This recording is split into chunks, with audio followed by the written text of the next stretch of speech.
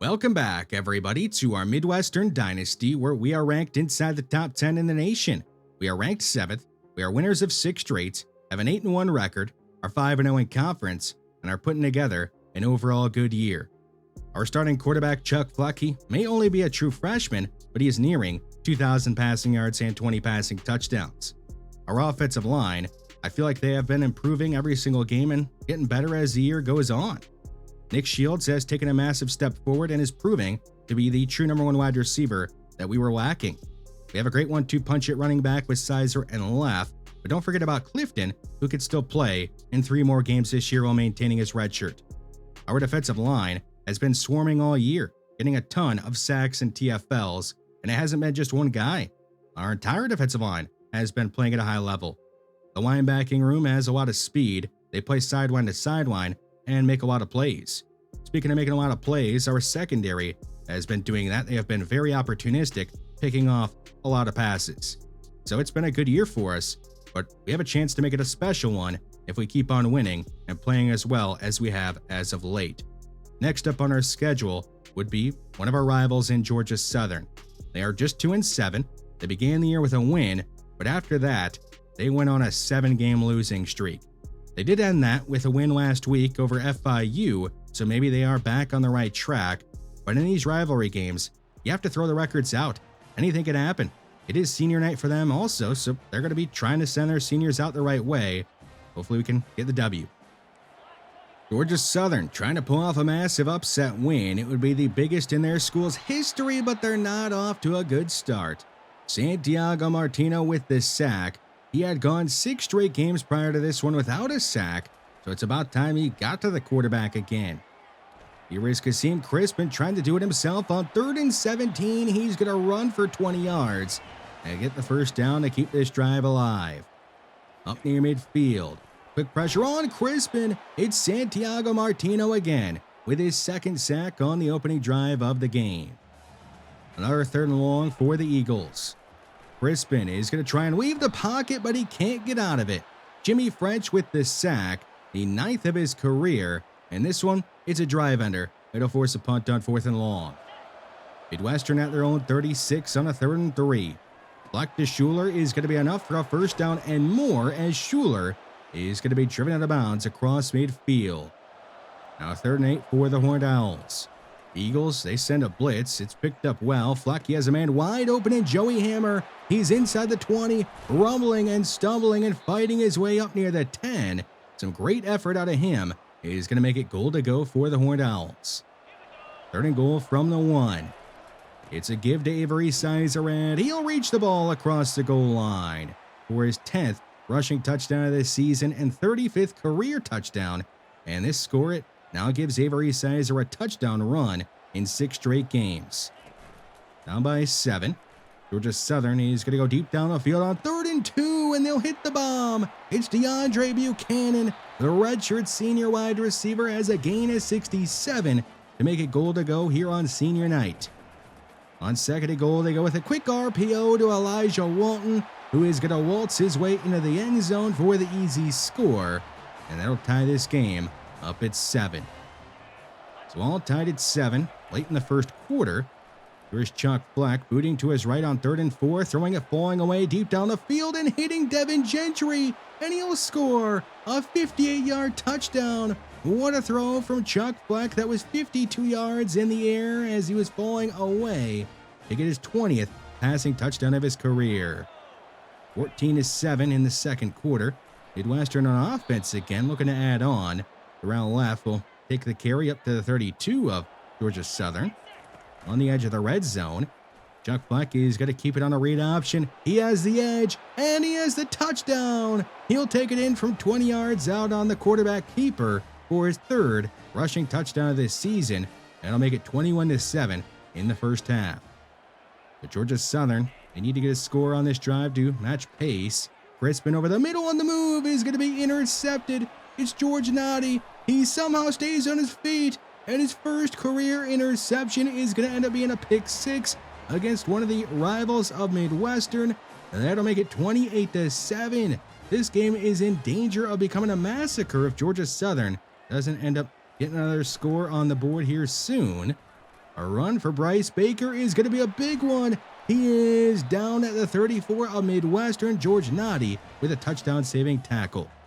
On third down.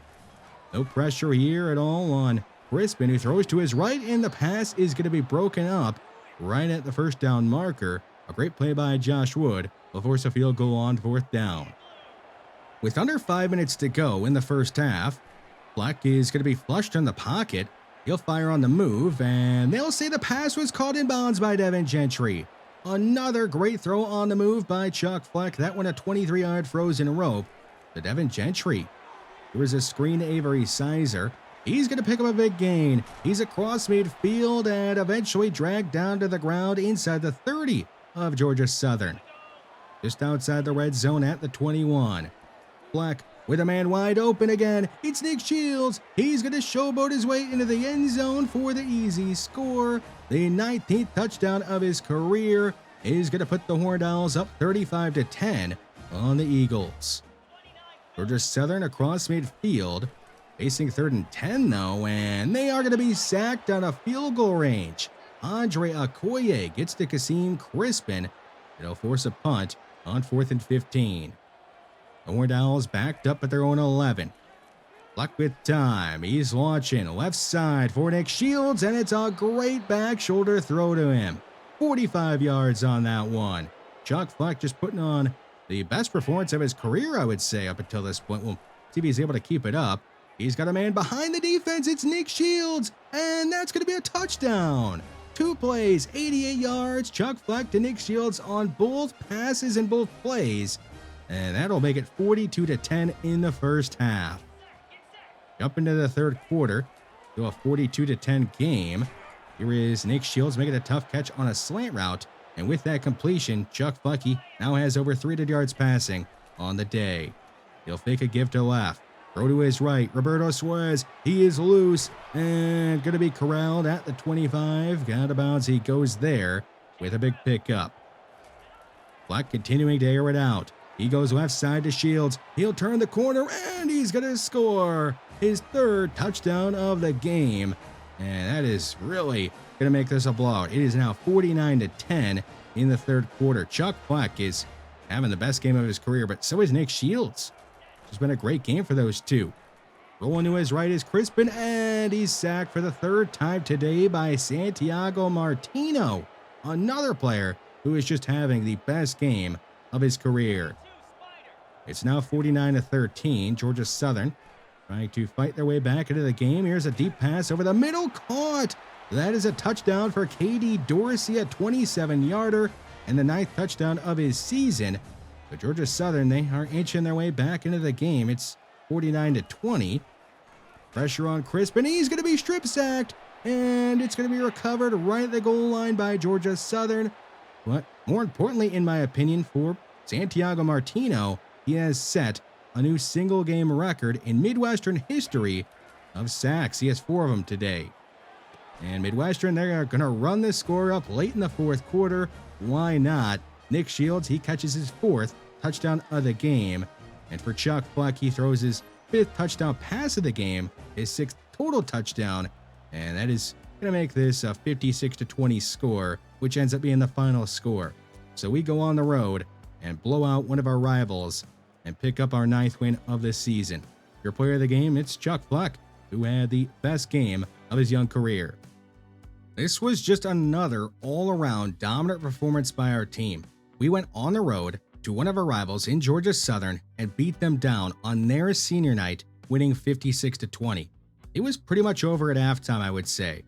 So not really that much that I didn't like about our performance in this game. Santiago Martino had the big day on defense, had 2 sacks on the opening drive of the game, picked up a couple of more late, and now he has the single-game Midwestern record of sacks in a game. On offense, Chuck Fleck and Nick Shields were pretty much unstoppable. They could not cover Nick Shields. They also really couldn't cover anybody, so I don't know how much to take away from this performance on offense because the Georgia Southern defense just didn't look very good out there, if we're being honest. They couldn't cover anybody. But especially Nick Shields, who ends up earning CUSA Offensive Player of the Week honors, even over Chuck Fleck, who had 6 total touchdowns in the game. Santiago Martino, he earned himself CUSA Defensive Player of the Week honors, but also National Defensive Player of the Week honors. So really just a great game by the entire team, but especially those three. We end up slipping in the rankings a little bit. We dropped from 7 down to 9. Speaking of 9, we are sitting at 9 wins on the season. If we pick up just one more win, we will have our first ever 10-win season in Midwestern history. And also, if we win our next game, we will punch our ticket for sure to the conference championship game. So a lot is kind of riding on this next game against FIU, who are sitting at 5-5. They began the year 5-1 with a loss to Cincinnati, who's ranked inside the top 20. They also lost to Jacksonville State, who's not a bad team, but they've kind of been not playing very well as of late. So we'll see if they can pick up their 6th win of the year and be bowl eligible, or if we'll pick up our 10th win and punch our ticket to the conference championship game. This is finally the last game of that 4-game road stretch for us here as we take on FIU. Their quarterback is going to scramble up the middle and likely have his thoughts scrambled at the end of the play. Ethan Dugan absolutely destroyed the FIU quarterback Quayton Dees, but he did hang on to the ball and he got the first down. He'll look to run again, and again he won't slide. He'll show a ton of courage and get a first down. Now in the red zone at the 17. They are going to run it with their actual running back this time, and Caleb Talbot is going to pick up a first down and make it goal to go at the 6. At the 2 on 3rd down. Here's Caleb Talbot diving towards the end zone. He didn't get in. Enrique Roundtree turns him away right at the goal line. At FIU, they will kick a field goal on 4th and goal at the 1 and make it 3-0. The Panthers on offense again, but maybe not for long. Paul Dahl will get the sack. The redshirt freshman, Lincoln, Nebraska native. 3rd and 13 at their own 23. These will get a throw off just in time to Cedric Witt, the redshirt sophomore wide receiver, who picks up a first down and is up past the 40-yard line. At the 43, he's under pressure. He'll step up and be hit hard again. Portland Rahman, he'll get the sack. The initial pressure, though, that was from one of our edge rushers, our backup edge rushers, Kevin Campanaro. They'll try a screen on 3rd and 12, and it's not there. Another sack for Cortland Rahman, his second on this set of downs. What is Edward Reed doing back there? I have no idea, but we do get the stop. 2 minutes to go in the first quarter.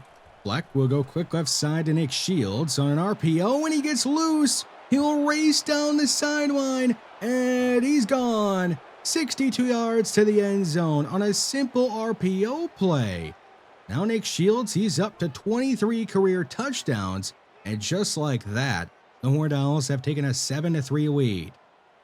FIU has played a pretty good first quarter, hasn't really given up much besides that big play, as Martino is going to pick up right where he left off last week. He'll get another sack, and now has 10 sacks in his true freshman season. Midwestern on offense, near midfield. Here is Avery Sizer, taking it across midfield and going down at the 40 of FIU on a 14-yard run. A man in motion on 3rd down. Flex scanning, throwing over the middle. It is going to be brought in by Roberto Suarez as he's up to the 24-yard line. Our 3rd and long for Chuck Fleck, who is going to go short of the sticks to Roberto Suarez. He can't bring it in. It'll be 4th and long. Out comes Jason Ops for a 40-yard field goal attempt. And the kick from the true freshman is going to be banked in. He'll get luck on his side this time around. And that'll make it 10-3. FIU trying to tie this game up and score the first touchdown of the game, but it won't happen here as John Hicks, the redshirt freshman out of Wisconsin, will get his first career sack. And eventually FIU, they would have punted it away. Midwestern trying to add on. They'll run the ball with Avery Sizer. And again, he's going to take it across midfield up to 34 yards on 5 carries. And they'll fake it to Terrell Leff on 3rd down. And Fleck, he's going to keep it, get the first down easy, and duck it out of bounds at the 24-yard line. They're just outside the red zone. It's a 3rd and 9 for Chuck Fleck. He's going to throw short of the sticks, and it's going to be broken up. Devin Gentry couldn't bring it in. So out comes Jason Hobbs for a 41-yard try. And this time around, he is not going to have that much excitement on the kick. It goes right down the middle, and it'll extend the lead. FIU still searching for the first touchdown of the game. Here is Caleb Talbot. He's going to rip off a long run and eventually be ripped down to the ground by George Nadi at midfield. The Panthers across midfield at the 41 of the Horned Owls. Here is Dees. He's going to get away from Rahman and run by Martino, but Taylor Sanzenbacher is going to chase him down and be credited with the sack. Just great effort by Sanzenbacher to make the play. Midwestern on offense again. On second and 14, a blitz on the way. He goes deep over the middle, and he's going to deliver an absolute strike to Nick Shields. He's gone. Another long touchdown pass for Chuck Fleck to Nick Shields. This time it's a 63-yard dart. Couldn't have placed it much better.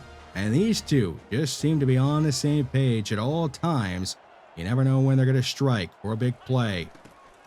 Goal to go for FIU on third and goal at the 1. They try a toss, and Gabe Newcomb, he'll get the TFL. FIU, they're going to kick another field goal and make it 20-6. The Panthers on offense facing third and short. They're going to try a sweep, and it's going to be denied in the backfield. Santiago Martino, he was at linebacker on that play, still was able to get the TFL. So FIU, they are inching their way back into this game with field goals. It's now 20-9, late in the third quarter. Black Hill go up top on the wheel route. That is Avery Sizer, and Sizer is going to go down at the 41 of the Panthers. With that big completion, Chuck Fleck has over 200 yards through the air. He'll drift to his left and go down the field again for Avery Sizer, and it's going to be another big pass play. Sizer up to the 10-yard line, pretty much making it goal to go for the Horned Owls. At the 4 on third down, Terrell Leff is not going to have much of a chance here. He'll be chased down in the backfield by Lawrence Jabaz. And Midwestern, they're going to line up for a chip shot field goal. Jason Ops has had a pretty interesting game, banking in one, making one easy. This one also goes through without much trouble. So it is now a 23-9 game. FIU facing fourth and short. They're going to go for it. The pitch is going to be made by Dees, and it's not going to matter. A TFL for Deontay Bland.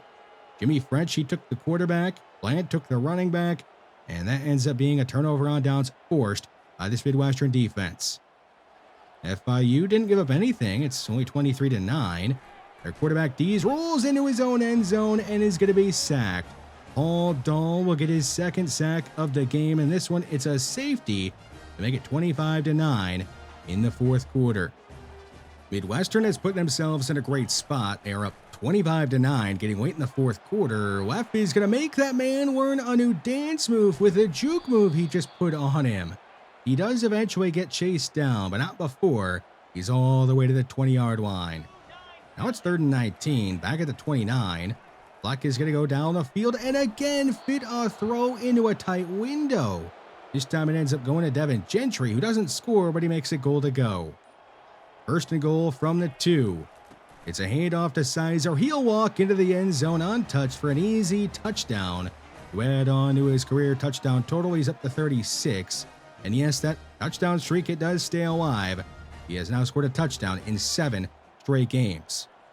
FIU, they are going to march right down the field and end up scoring a touchdown. A 3-play drive leads to a touchdown as they are showing some fight late in this game. They will go for 2, trying to make things more interesting late in the game. They'll run a speed option, and had Dees just pitched it, that would have worked out, but it doesn't. So they have to just leave this as 32-15 and try for an onside kick. Their kicker is Alex Lane. The junior is going to get it up in the air, and it is going to be pulled down by Gabe Newcomb, who ripped it down from the sky to recover it. Midwestern on a 3rd and 10. They are going to air it out, and they're going to end up running it up again late in the game. Another late touchdown for Chuck Fleck as he fires it into Joey Hammer, who catches his 10th career touchdown. So we end up scoring 19 points in the fourth quarter and winning 39-15 over FIU and picking up our 10th win of this season. And yes, we do punch our ticket for sure to the conference championship game. Player of the game is Chuck Fleck. He has now won that in back-to-back games. Pretty deserving. Played a good game in this one as well, I would say. I do want to give FIU some credit for trying something that nobody's really tried against us this season. If you count sacks as runs, they ran the ball 50 times against us, racked up 187 yards, so they possessed the ball a ton, ran the ball for quite a few yards, but they scored no touchdowns. And in short yardage situations, I would say our defense dominated. They went 5 of 19 on third downs, fourth downs, and 2-point conversions if you add them all together. So sure, FIU, they ran the ball a ton, but didn't really get a lot out of it. The offense, it hit a couple of big plays through the air, and the ground game, it did enough. So we end up getting the win. And Nick Shields, he put up a Randy Moss Thanksgiving-like stat line, I would say. 3 catches, 130 yards, and 2 touchdowns. And he has been on an absolute tear in these last 2. 9 receptions, 287 yards, 32 yards per catch, and 6 receiving touchdowns. He has been an absolute monster for this offense, not just in the last 2 games, but the entire season. And I'm looking forward to seeing what his stats look like at the end of the year, as we do still have a couple of games to go that he can add on to his totals. Chuck Fleck, he's been balling out. I mean, somebody's got to get the ball to Nick Shields, and it's been him, and he's been doing a great job of that. I would say he's been in kind of a gunslinger type of mode, playing confident and loose, getting the ball to whoever is open, but especially Nick Shields.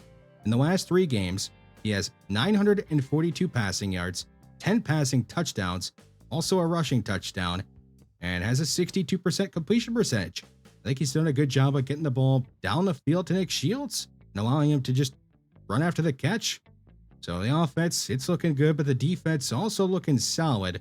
Paul Dahl, he earned himself CUSA Defensive Player of the Week honors. He forced that safety, had 2 sacks, 4 TFLs, has 3.5 sacks on this season. I wouldn't exactly call it a breakout game necessarily, and I don't think he's going to have some huge role all of a sudden, but we will continue to rotate him in and allow him to make some plays for our defense if he's able to. Santiago Martino has had an eventful freshman season. In the first 3 games of the year, he had 5.5 sacks and 11 TFLs. But then he did nothing pretty much for 6 games in a row. These last 2, 5 sacks and 7 TFLs. So he has been all or nothing and been a very streaky player. Hopefully he keeps up the good run and just kind of becomes more consistent. He's only a true freshman, so you do expect some inconsistent play. I'm just hopeful he becomes more consistent and plays like he has as of late. On to recruiting, Jaden Berry, he has committed to us. He's a 4-star athlete, going to be a wide receiver, 6'3", 207. I think he has all the tools to potentially be the replacement for Nick Shields down the line, because if Nick Shields keeps on playing the way that he has as of late at such an elite level, we're going to have to replace him pretty soon. He is a junior, so regardless, he only has 1 more year for sure, but might even end up leaving after this year. Jalen Hyde could also potentially be that replacement. He's a 3-star gem athlete that is a wide receiver. Hopefully one of those 2 can eventually be the type of player that replaces Nick Shields. We don't end up moving in the rankings at all. We are sticking at 9, but that's all right because as of right now, we are projected to make the college football playoffs. We have our first ever 10-win season under our belts with still some games to go and some games to improve upon that. And we have already punched our ticket to the conference championship game. The odd thing is, Liberty, they have also punched their ticket to the conference championship game. We play them next week, so we will play them in back-to-back games. And there is actually a lot on the line in that next game.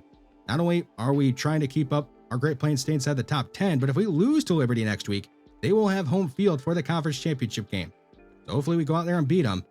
We'll see. Thanks for watching, and I will see you in the next one.